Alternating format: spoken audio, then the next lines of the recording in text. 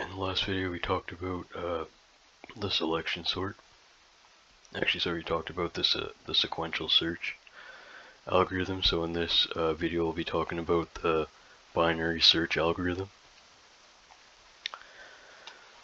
So the sequential search algorithm uses a loop to step sequentially through an array, starting with the first element. It compares each element with the value being searched for and stops when the value is found or the end of the array is encountered. If the value being searched for is not in the array, the algorithm unsuccessfully searches to the end of the array. The advantage of the sequential search is that it's easy. Furthermore, it doesn't require the data in the array to be stored in any special order. Its disadvantages, however, is that it's inefficient, so it has to, if there's 20,000 elements, it has to search all 20,000 memory locations in order to find the value stored in the last element. So basically, in an average case, an item is just as likely to be found near the beginning of an array as near the end. So typically for an array of n elements, the sequential search locates an item in n divided by 2 attempts. If an array has 50,000 elements, the sequential search makes a comparison with 25,000 of them in a typical case. That is assuming, of course, that the search item is constantly found in the array. N divided by 2 is the average number of comparisons. The maximum number of comparisons is always n. So it has to make, so the sequential search has to check all the memory locations. So it has to always check n memory locations. The binary search algorithm is more efficient than the sequential search. It only requires that the values in the array must be sorted in ascending order. Instead of testing the array's first element, this algorithm starts with the element in the middle. So if that element happens to contain the value, then the search is over. Otherwise, the value in the middle element is either greater than or less than the value being searched for. So it basically just checks if it's less than the half or greater than every time it checks the median value. So we'll just do a code example on the binary search.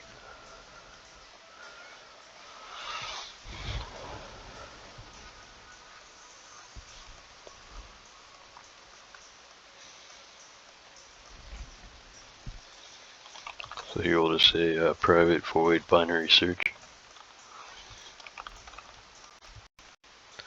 Takes a parameter int array and an int val. So we'll have a local variable here. In first points to 0. In last points to array dot length. Actually, sorry, array dot length -1. We'll have a variable called int middle, and int position points to -1. We'll have a bool found and set it to false. We'll have a loop, so we'll say while not found. So while found points to false and first is less than or equal to last.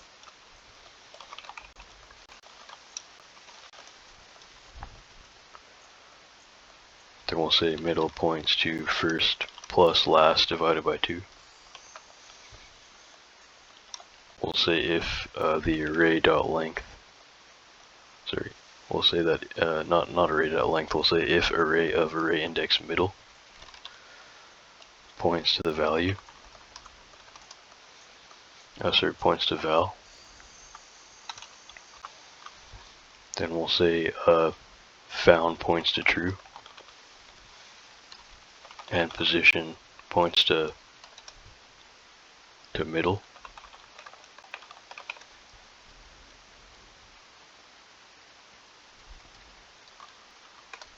We'll say else if. So else if the array of array index middle is greater than val, we'll say last points to middle minus 1. So I have another final condition here, and we'll say else first points to middle plus 1. So it's either going to be one of the blocks, else if, or else.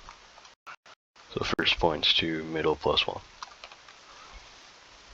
And at the end we have to return position.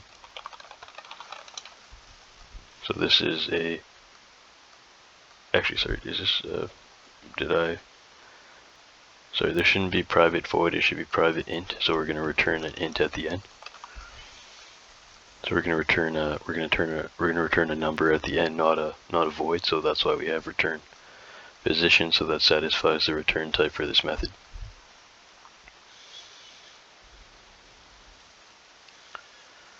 So that's pretty much it. I don't think we're going to step through it because it's, like I showed you guys how to step through it already in the debugger.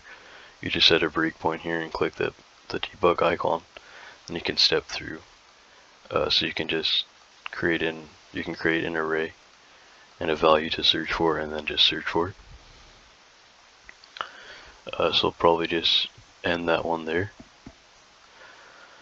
So thanks for watching, guys. If you guys like the video, you can like and subscribe to support the channel for more programming and investing tutorials. In the next video, we'll be going over two-dimensional arrays. Actually, we could just do two-dimensional arrays in this video. So we'll just talk about two-dimensional arrays as well.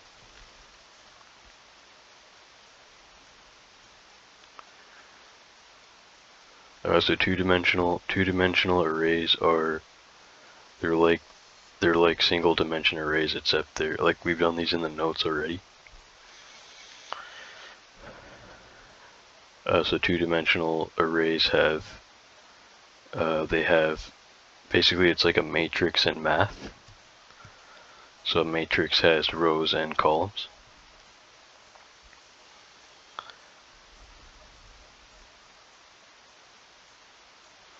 So we've already done an example, but we'll just declare one here. So the syntax in C# is a little bit different than Java and C. So we'll just do the, I'll just delete this method here.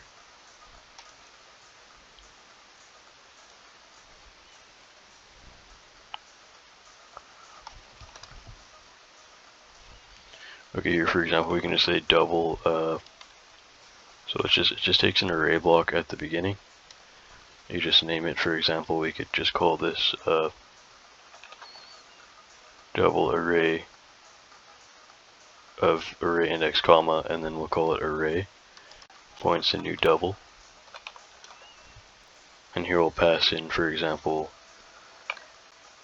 we'll pass in 3, 4, so that's going to be, I believe, 3 rows and 4 columns.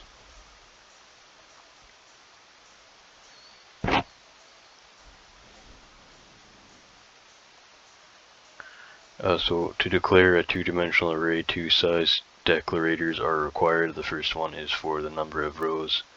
The second one is for the number of columns, so rows and columns. You can think of it like X and Y.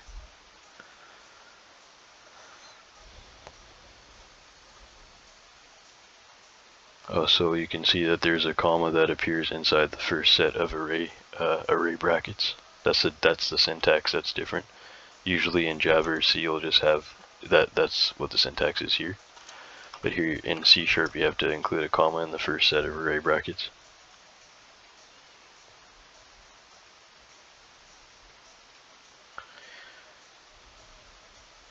So instead of passing in a size, we can declare 2 constants here, for example. So we can say constant int rows points to 3. And we can say private constant int calls points to 4. And then when we declare the array private double array of array index comma array points to new double, here we can pass in for the parameter of array index row rows comma calls. That's going to pass the values 3 and 4 to the two-dimensional array.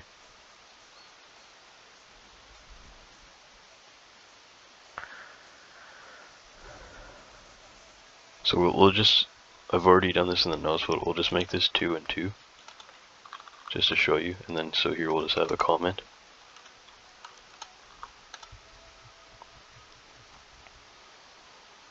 So there's going to be so 2 rows.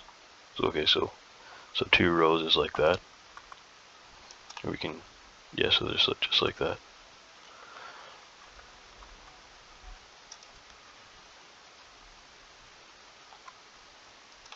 I'll just put zeros here.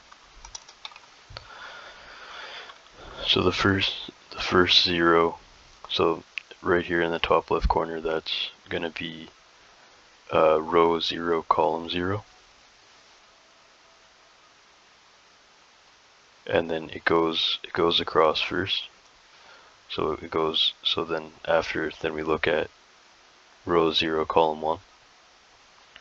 Then when the column ends, it goes down to, so we'll debug this. We'll try to do an example where we can see this in the memory. So here we can say, so on the next line here, then we have row 2. So it's row 1. So let's just do this by indexes.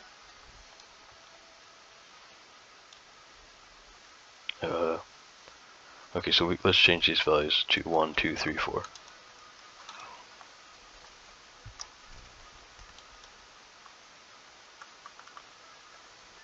So for example, if we have this array called array, so we can say that array of row 0, column 0, or which is x and y, points to 1. The value is 1 at array index 0, array index 0 of array index 0. So then if we shift over to the right, so I'll just go, actually, let's just do that down here.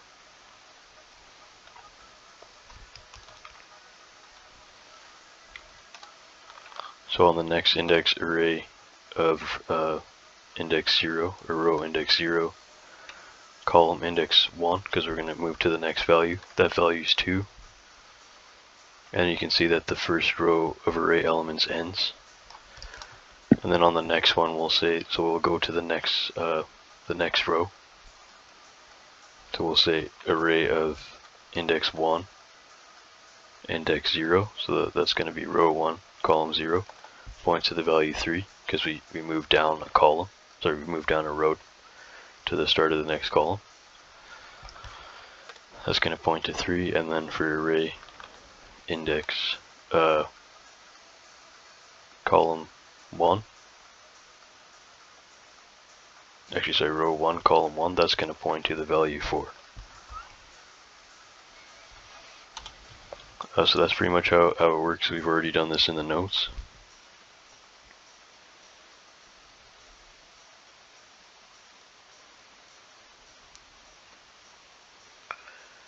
So we can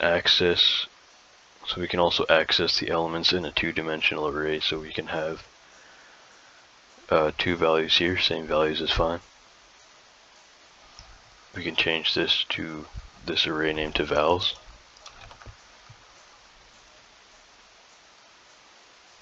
And then for example, we could say that we want to store the value. So we could say vals of array index 2, 1 points to the value. So for example, we could just pick a value.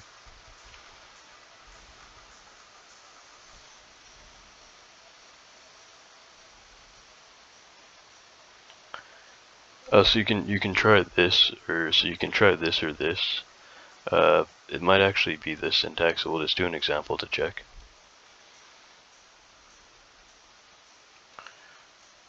So we'll create a random object here at the top.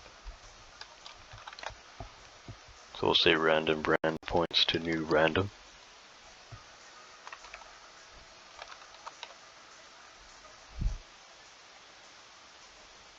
So we have our constant int rows points to 2 and constant int calls points to 2. Then we have, so we'll just change this, the type to int of the array. So we'll say private int array index, array of array index, comma, vals points a new int passing in rows, so passing in index rows, comma, calls.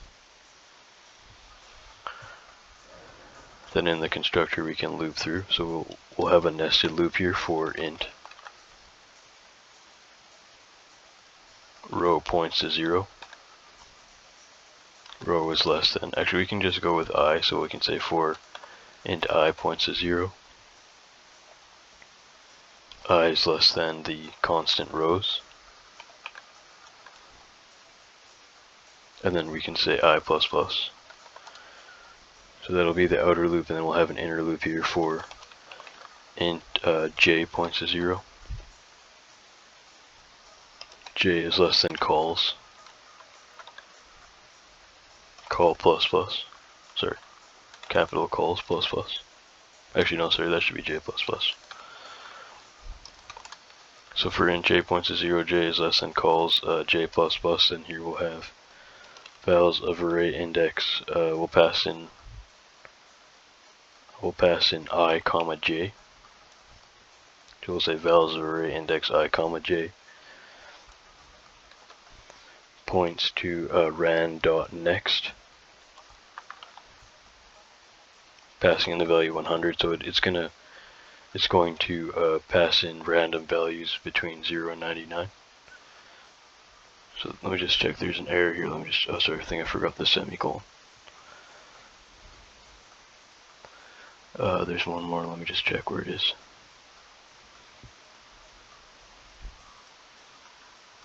Okay. Oh, sorry. So we'll change this type here to int.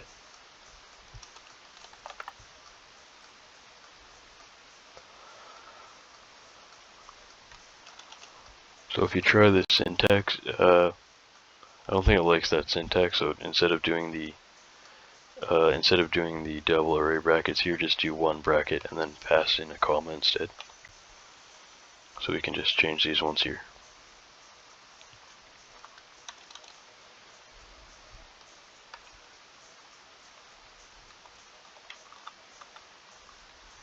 So we'll say for these, just for this array here, for the example, so we'll say array of array index 0 comma 0 points to 1, and then for the next one we'll say array of array index 0 comma 1 points to 2. Then we'll say here array of array index 1 comma 0 points to 3, and then array of array index 1 comma 1 points to 4.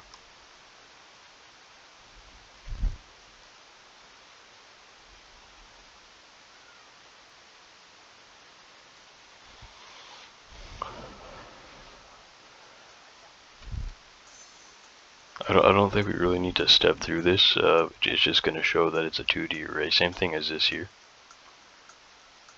Actually, we could just do one step through. So I'll just set a breakpoint at this nested loop here. I'll just save it and then click the debugger.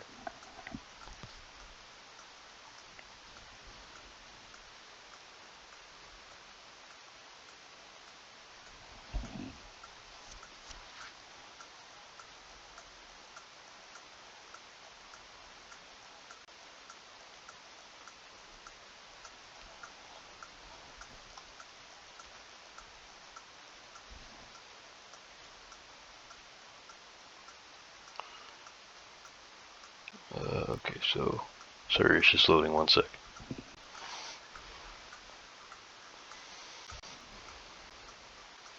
Okay, so here we have for I points to 0, I is less than rows I plus plus, so rows is going to be 2. So I points to 0, I is less than 2 I plus plus, so it's going to iterate twice because it's just, so it's less than 2, so it's just going to iterate from, the first iteration is going to be 0, the second iteration is going to be 1. So we'll just step in here.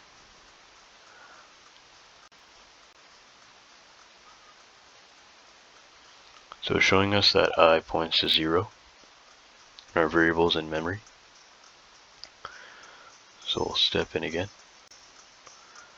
So now here it's for in j points to 0, j is less. So j calls is also 2, so it's j points to 0, j is less than 2 j plus plus. So once again, it's just going to iterate twice.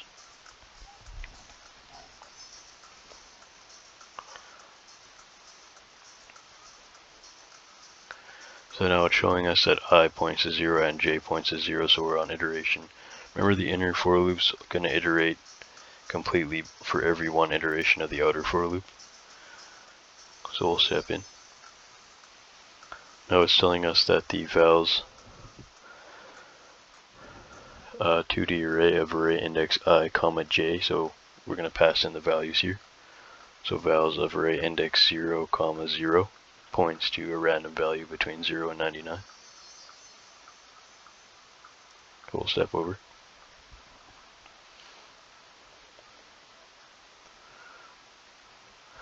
So it doesn't show the array because it's a field. So I guess Csharp doesn't show the arrays in the fields in memory in the debugger.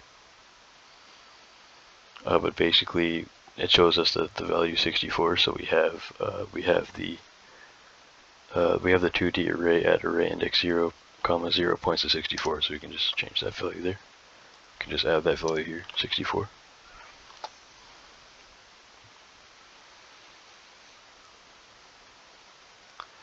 Okay, so we'll step in. So now the iteration for the j for loop, it's going to add 1 to 0. So it's for j points to 1, j is less than calls j plus plus. So sorry, did I say 0 or 1? So I said j. What I meant is for int j points to 1, j is less than 2, j plus plus. So now j is going to have its second iteration, which points to 1. So you can see that the value in memory changed from 0 to 1. So step in. Now we have vals of array index I comma j. So we'll pass in I.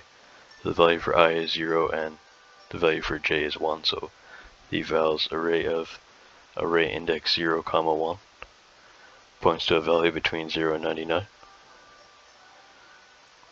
So the value is 99. So so array index 0 comma 1 points to the value 99, so we can change that here, and then the value here is also 99.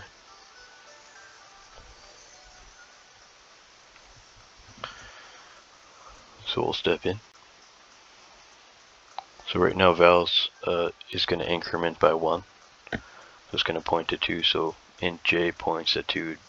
Is j less than 2? It's not, so the first inner for loop iteration becomes, so the first inner for loop condition becomes false. So it's going to skip this block back to the outer condition, and the outer for loop is going to iterate from 0 to 1.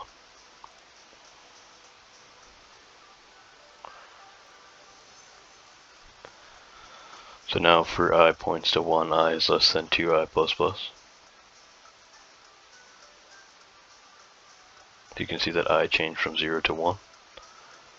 So we'll step in now. J is going to iterate again completely. And that process is just going to repeat again.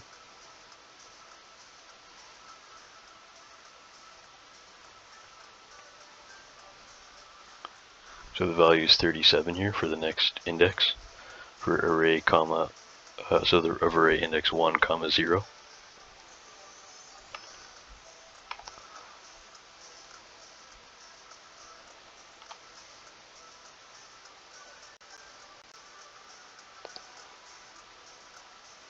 Then j will iterate, it'll increment itself by 1, so j points to,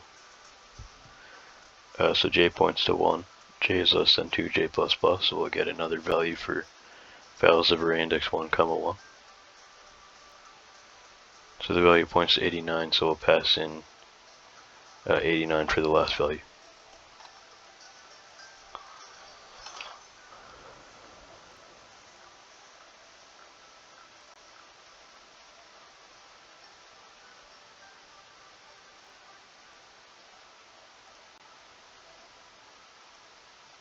So that's the end of the outer for loop, because I I pointed to 2, so I was not when it iterated again, so 2 is not less than 2.